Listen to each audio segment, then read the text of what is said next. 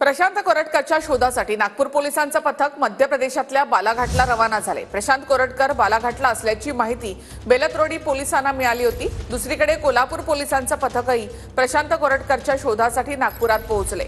प्रशांत कोरटकरच्या नागपुरातल्या घराची कोल्हापूर पोलिसांनी पाहणी केली। कोल्हापूर पोलीस प्रशांत कोरटकरला ताब्यात घेणार आहेत।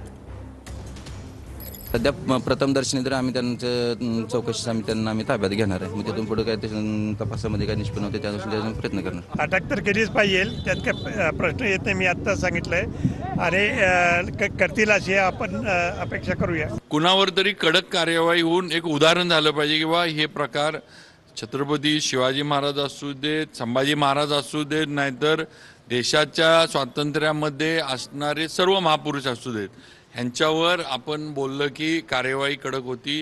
हे एक उदाहरण कोणावर तर झालं पाहिजे। महाराष्ट्रामध्ये या देशामध्ये छत्रपतींनी जी शूरता दाखवली त्याच्यावर प्रश्नचिन्ह जर कोणी मांडत असेल तर महाराष्ट्र मग महाराष्ट्राच्या हिशोबाने उत्तर देईल। छत्रपती शिवरायांची बदनामी करणाऱ्यांना अभय द्यायचं, कारण तो आपल्या कुळातील आहे म्हणून, आपल्या पक्षाचा आहे म्हणून अशा पद्धतीनं महाराजांची बदनामी करण्याला अभय द्यायचं। त्यांच्या तोंडातून त्यांची तोंड का शिवली गेली, का निषेध केला गेला नाही?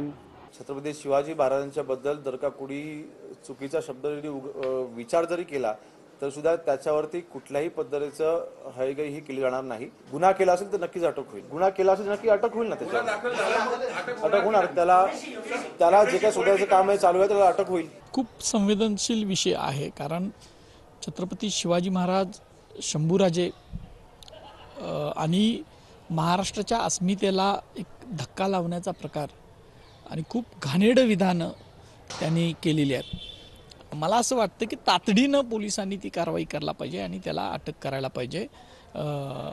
महाराष्ट्राच्या शिवप्रेमींच्या संयमांचा अंत कुणी बघू नये। कोण झारीतला शुक्राचार्य त्याला वाचवतोय का हे सुद्धा तपासलं पाहिजे।